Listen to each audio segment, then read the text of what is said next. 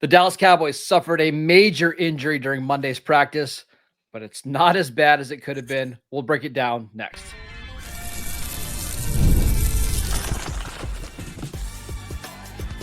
You are Locked On Cowboys, your daily Dallas Cowboys podcast. Part of the Locked On Podcast Network, your team every day. Welcome back to the Locked On Cowboys podcast, part of the Locked On Podcast Network, your team every day. We'd like to thank you for making us your first listen of the day. Today's episode is brought to you by Game Time.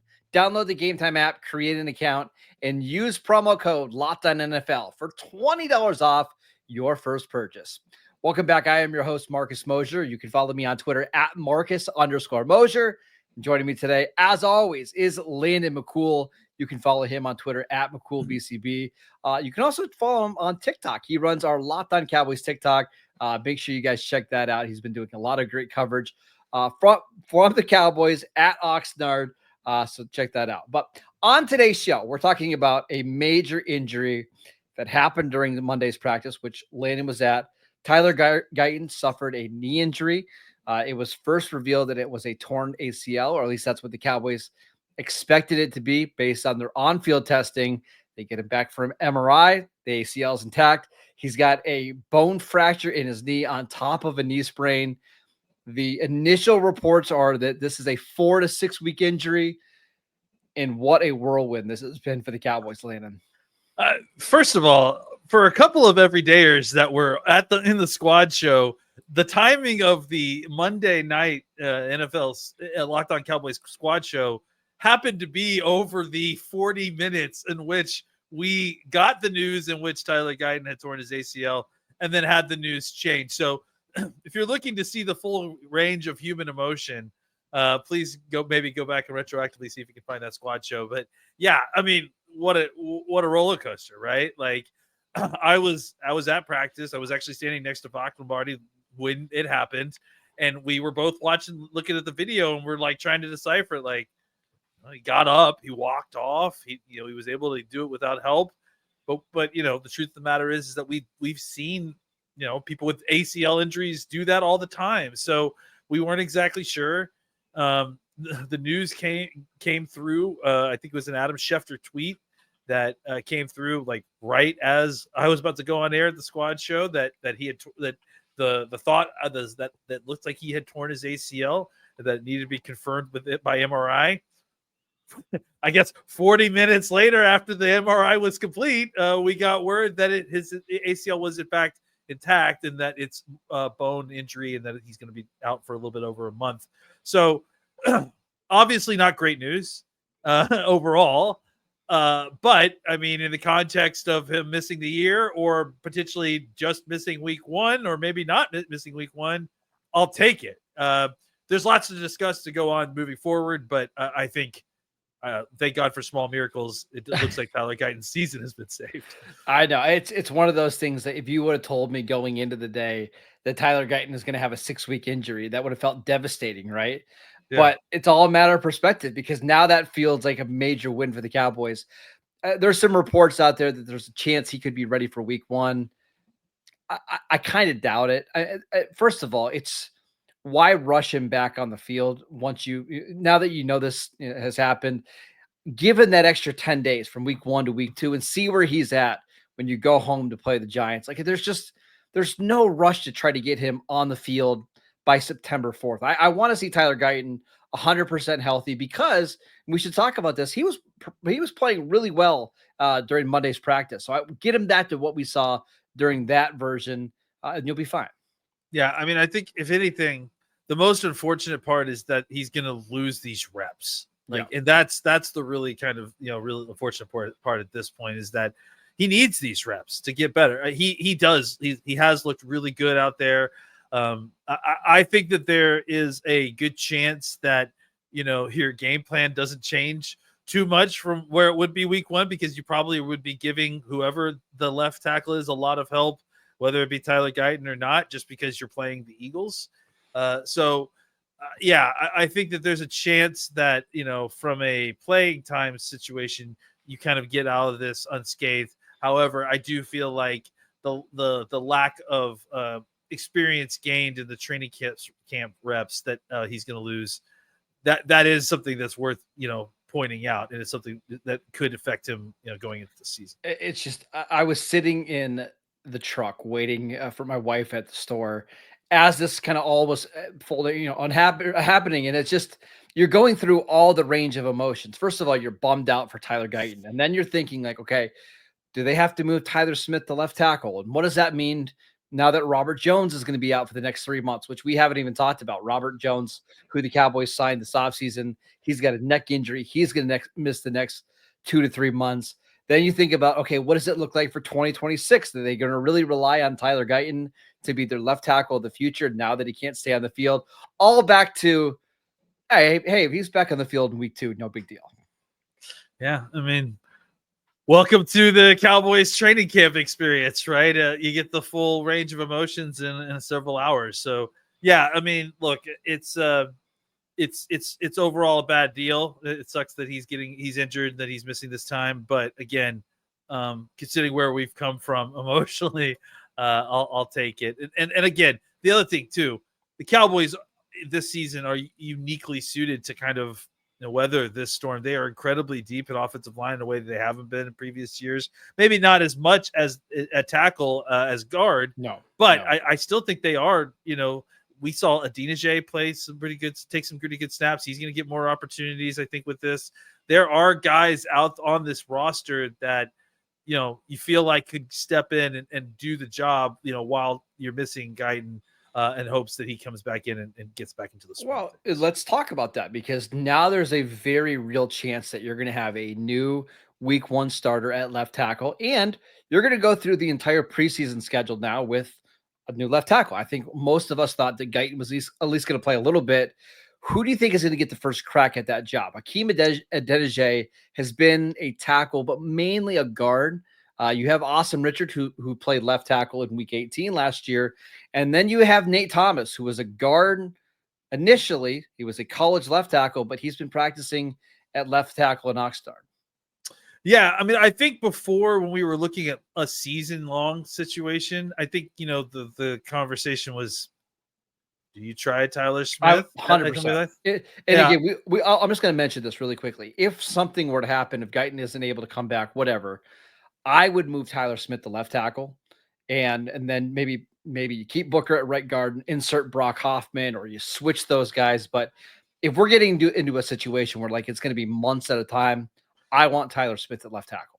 There was very publicized pictures of Stephen Jones and Adam, I forgot how to say his last name, the Cowboys contract guy, having meetings with Tyler Guyton and Tyler Smith's shared agent.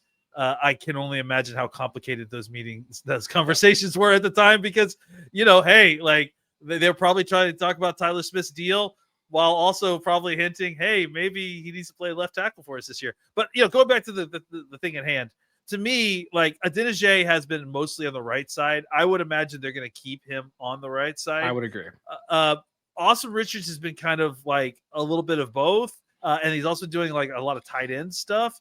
I would imagine he's going to get the first crack at left tackle, but I wouldn't be shocked if it was Nate Thomas either. I think, he's gotten a lot of play there. He got mentioned specifically by Brian Schottenheimer a couple practices ago.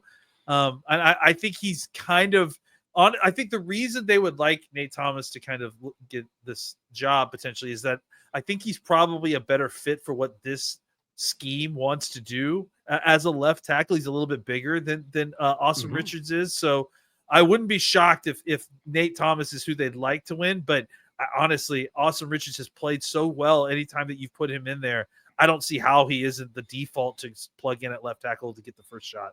It's a bummer that Guyton's going to miss all this practice time and all these preseason reps, but it's just an opportunity for Awesome Richards and Nate Thomas to play a bunch. I've got to assume Richards and Thomas are just going to play the majority of the preseason. We'll see Cornelius, the Cowboys' late round pick from Oregon, play some right tackle as well, but a lot of reps coming up for these young tackles. Can't wait to watch. All right, let's talk about some of the other things that happened at practice outside of Tyler Guyton's injury. Let's talk about the defensive backs who absolutely dominated. We will get to that next. This episode is brought to you by Game Time. We've all been there logging on early and waiting forever for concert tickets to go on sale, only to lose your spot for a show that you've been dying to see. Live music should be about making memories and not dealing with the stress of ticket shopping, but that's where Game Time comes in. Game Time makes getting concert tickets faster and easier than ever before, and prices actually drop as it gets closer to showtime, and you can save up to 60% off with their killer last-minute deals. My favorite part of the Game Time app is that you can get a panoramic seat view in the app before you buy, so you know exactly what your seats are going to look like. So take the guesswork out of buying concert and show tickets with Game Time. Download the Game Time app, create an account, and use promo code LOCKEDONNFL for $20 off your first purchase. Terms apply. Again, create an account, redeem promo code LOCKEDONNFL for $20 off. Download the Game Time app today. Last minute tickets, lowest price guaranteed. Welcome back to the Locked On Cowboys podcast. We'd like to thank you for making us your first listen of the day. Landon, you were out in Oxnard on Monday. Let's talk about the defensive backs who had a really strong day. Yeah, it does seem like the defensive backs have had they're taking advantage of the kind of acclimation period. It feels like that the offense is going through with adding pads, specifically in the kind of timing and the rhythm of the passing game. The defensive backs have been really tight in their coverage. It's been not a lot of open wide receivers. I want to specifically point out Malik Hooker, who had a really, really big day. He made a pass deflection, or maybe it was an interception, and then just another really big running back in the hole for a no gain run stop. And I just think overall you've seen these guys being the defensive backs really kind of step their game up now that the pads have come on. It's like, it's almost as if, Schottenheimer talked about in the press conference. He says, when the pads are not on, the defensive backs do not have a right to the ball. It's the offensive player's ball, which is obviously not how football is played. When football is played, everyone's going for the ball when they see it. So now that the pads are on, those windows have tightened. The catches are more contested, and it feels like right now the defensive backs are challenging these wide receivers, and it's taken a little while to kind of see them kind of get into the swing of things. We saw a lot of drops today. I think John Stevens Jr. specifically had 2 different drops. I mean, this is one of his first few days back in pads since his injury. So, some of these guys just need to be a little bit more acclimated. But as it stands right now, guys like Elam are not giving not giving up easy throws. They're creating tight windows. And I think, everyone outside of George Pickens today feels like they needed to tighten things up a little bit. I wanted to ask you about Elam because he's been somebody that's kind of been a steady drumbeat guy throughout the entire offseason. He was really good in the OTAs, great in the mini camps, pretty good during the non-padded practices, and it seems like it's continued into these practices. Yeah, drumbeat continues for him. So he's obviously been very steady. He's one of these guys we've consistently heard good stuff about at a position where the Cowboys desperately need it, right? And I mean, look, it's hard to look. It's hard for me to square a little bit how the coverage has been so far in camp, and whether this is the offense needing to shake off some rust. Is this really about the defense just kind of being that far ahead? Obviously we still need a couple more practices to kind of sort all that out. But I think one thing that we can say is that Elam has been better than we anticipated, and certainly a guy that has not been someone that, sometimes you trade for these guys and you're like, well, this guy's, I don't know that he's any better than the rest of these guys. Elam is clearly the starter on this team now that Diggs is not here. Like, Elam is clearly the second best defensive cornerback on this team, that outside of Bland when he's on the field, of all the healthy cornerbacks that we have. Well, let me ask you this. My follow-up is, let's say Trayvon Diggs is back early-ish in the season, and it does seem like he's moving around pretty well. He does. I mean, you can tell me if I'm wrong. I watched some of the rehab stuff, and it feels like Trayvon Diggs might, I don't know if he's ahead of Savon Ravel, but I can't believe that they're that far apart. Yeah. When Diggs gets back, do we see Trayvon Diggs on the outside, Kaiir Elam on the outside, and Deron Bland in the slot? I mean, that's what I would do at this point, right? Because I think Kaiir Elam has shown you enough that, like, he's your third best cornerback. He's your third best option. I mean, look, we can have a conversation about nickel back and about positioning and all that stuff, but honestly, like, it seems like a pretty simple solution because Bland is probably your best nickel back as well. So I understand that there's some hesitancy about potentially paying him a bunch of money and then putting him in at the nickel for some reason, which doesn't make much sense to me. I think it's about, like, it doesn't make much sense to me that you would be upset about that, because I think it's about getting the best guys out on the field and making sure that they have the talent to cover the guys that are being deployed. And so it makes, if you're going to have two cornerbacks out there, let it be Diggs and Bland. But if you're going to have three, kick Bland inside, and Diggs is your third best option there. I want to ask you about another corner that we just have not talked about a lot. Kalen Carson was a week 1 starter for the Cowboys last year. I think people maybe forgot that. How has he looked in these practices? I mean, I think he's looked fine. Like, I just haven't specifically noticed him more than anything. But I mean, again, like, he's part of this group of guys that, are causing the wide receivers to kind of struggle with their, with finding open space. So, yeah, I mean, I think I haven't noticed him specifically, but I mean, he is working with a second team that seems to be doing a good job that is of smothering wide receivers at this point. Interesting. We talked about Malik Hooker, Wanye Thomas out with an injury. Cowboys are working out some defensive backs. They did it on Monday. I do wonder if they're going to eventually have to sign somebody because they're just running out of numbers pretty quickly here. Yeah, and if you notice, they certainly are of a tier that is like, hey, we need to get through practice tier. It's right? not like Stephon Gilmore or Rasul Douglas or anything like that. Yes. They still must like their young guys. They just need more bodies, So, yeah, I think right now they're still trying to figure out what the Ravel and Diggs timelines are. Obviously, Butler is where Butler is. Carson's, I mean, he's out there playing, but, he's also a guy that is coming off of a shoulder. So maybe they're trying to shield some of these other guys. So it'll be interesting to see. I want to talk about the running backs, but before we do that, just really quickly, we saw George Pickens make a big play down the field. Yeah. How did he look in these practices? And we've seen a lot of Jonathan Mingo actually had a couple nice days together. Do you think there's any competition for that wide receiver 3 spot, or would you still say maybe that's Jalen Tolbert's job? No, there's definitely competition. I think Tolbert had not a great day today. I mean, specifically was one of the guys that struggled. I think Mingo has been good. He's shown you. I mean, like, I think Tolbert just we haven't seen the Tolbert that we saw last training camp, so I don't want to like put Mingo in last year's training.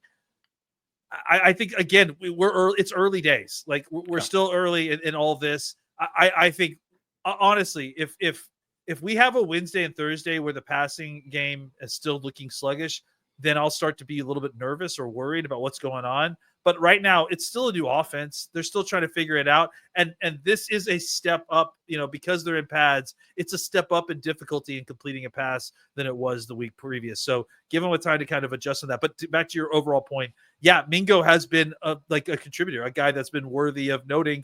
A couple of big catches. He looks really dangerous when he does get the ball in his hands and he's running through your secondary. So I see why they like it there. But I will also point out, like, just because we're going to move on to running backs, and this maybe is a segue. They're using every part of the Turpin, right? Like it's like the we'll get the there. Buffalo, Yeah, save right? it. Yeah, save it. But yeah, I just should throw that out there. There is part of me that would love to see like a CeeDee Lamb, George Pickens, Jonathan Mingo trio at receiver, because now you've got 3 massive guys and a guy. Well, CeeDee's not massive, but guys that can move in and out. Yeah. Well, and Mingo's all of 6'2", 220 pounds, and George Pickens is over 6'3". So maybe the idea is, hey, let's play these big receivers. We want to be physical in the run game as well. We want guys that are going to block, that don't mind, getting dirty. I wouldn't be surprised if we see Mingo get more snaps maybe than we anticipate. Yeah, I mean, listen, I do think they want their wide receivers to be physical blockers, and I think Mingo can certainly help there. Just to answer your question earlier, because we're going to move on to running backs, Pickens had a really great day. He was one of the few wide receivers who, I think, basically caught everything I saw, including a couple of really tough contested catches in the middle, and then obviously the deep ball down the sideline. We're going to start seeing hopefully a lot more of that as these weeks come on and as their rhythm gets kind of in sync. it's going to take a little bit. Like this is, Yeah. the connection between Dak and Pickens is not going to be 100% ready to go by, at the end of week 1 of padded practice. So give them some time. All right, let's talk about the running back situation the Cowboys have brewing in Dallas. Is this really going to be a full running back by committee approach? We'll discuss that and more next. This episode is brought to you by Yahoo Fantasy. Fantasy football is back. Fire up the group chat. Get your draft board ready and buckle up for a season filled with breakouts, busts, and all the overreactions that we live for. It's all going down on Yahoo Fantasy. This year, me and Landon are playing on Yahoo Fantasy, and you should too, whether you're a first timer or a veteran making your millionth league. I've used Yahoo Fantasy for years, and I love how smooth the draft day experience is. And to celebrate 28 years of fantasy greatness, Yahoo Fantasy is dropping 28 big new features over 28 days, giving you more ways to play, more ways to draft, and more ways to win. And it all begins on August 4th. So stay tuned and start creating your fantasy football league on Yahoo Fantasy at yahoofantasy.com/LockedOnNFL. That is yahoofantasy.com/LockedOnNFL. And let's make this fantasy football season the best one yet. Welcome back to the Locked On Cowboys podcast. We'd like to thank you for making us your first listen of the day. For your second listen, check out Locked On Bets. Betting experts Lee Sterling and Kevin Rogers have daily MLB locks and can't miss football futures. Find Locked On Bets on YouTube or wherever you listen to your podcasts. All right, Landon, give us a running back update. What's going on in practice? A lot of running backs. That's what's going on. You're seeing Williams, you're seeing Sanders. They're both rotating with the ones. Blues mostly with the twos, but you're also seeing him move in with the ones.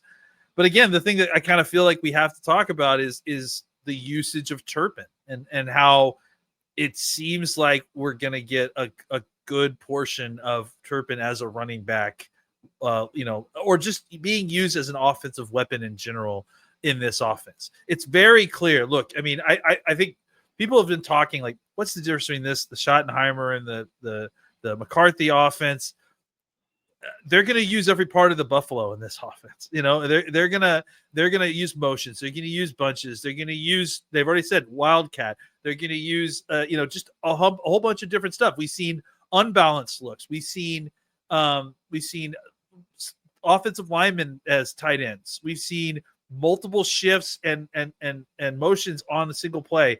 I think another part of this is getting guys in position like Turpin to get the ball in their hands and create. And we've seen it in previous seasons. Turpin had 13 or 14 carries last year. I think we also saw CeeDee Lamb take 13 or 14 carries last year. Yeah, obviously some of those were reverses and that, but both of those two guys we've seen line up in the backfield and take handoffs traditionally like a regular running back. So I have a feeling that this is something that is a Schottenheimer thing, that he is going to want to get, elusive guys opportunities to take carries and create big plays. And that, when we talked about running back by committee, you mean it more in the sense of like, oh, here are 2, maybe 3 guys who are kind of touching the ball or the regular running backs, and maybe they take a series here or, blah, blah, blah, blah. I think it's going to be more like they are going to give 4 or 5 guys opportunities in a game. Obviously not at all the same carry count. I think it'll vary each week, but they're going to give some of these other guys like Turpin, like Lipke, like, some of these other, maybe even a guy like Joe Milton will get a chance to come in and run some wildcat or something like that, or just some zone read stuff. I think they're going to be very varied in who they're giving the football here. And maybe that's also why they've been a little bit hesitant to kind of go out and get like a top name running back right now, is that they kind of want to see if they can do this by varying it up with the group of guys that they've got. Yeah. And I think, let's say there's, give me your number, 22 carries in a game. Maybe there's more than that. Maybe let's say 25. That's easy, right? Okay. 25. Maybe Javonte Williams gets 11, and maybe Miles Sanders gets 7, and then Cavonte Turpin gets 3, and then Dak Prescott gets 2, and you run CeeDee Lamb on a jet sweep and he gets 1 or 2. Like, that's probably how it's going to be broken up. And there's going to be games where it's Javonte Williams getting 15, 16 carries because he's running well and they want to run between the tackles. But would it shock me if there's a game where Javonte gets 9 and Jaden Blue gets 7? No, I think the hope is that it's team dependent and scheme dependent, depending on the matchup, right? They're going to use their best running backs. They're going to figure out ways to keep the defense on their heels. I would not be surprised if the Cowboys are one of the top 10, 12 teams in rushing, but they don't have a 1,000-yard runner on their team. Yeah. I mean, I think it's certainly possible. Just because I think for them, it starts with scheme and the offensive line, and then who they place, behind all of that. Can probably be based on matchup or on which one of those players is running those specific plays better. So, I think, trying to find a running back who can both be someone who can carry the ball, 250 times in a season or whatever, right? And then on top of that, also be an explosive playmaker who can generate plays throughout the season. I think that's a very difficult thing to find. Finding a guy over here who can grind out 15 plus carries, and then a guy over here who is lightning in a bottle and you probably don't want to overexpose, and pairing them together, that's a much easier path to finding a consistent but explosive run game. All right, that is it for today's show. We want to thank you for making Locked On Cowboys your first listen every single day. Go check out the channel on YouTube. Download the podcast wherever you get your podcasts. We are free and available on all platforms, and we will see you right back here on Wednesday.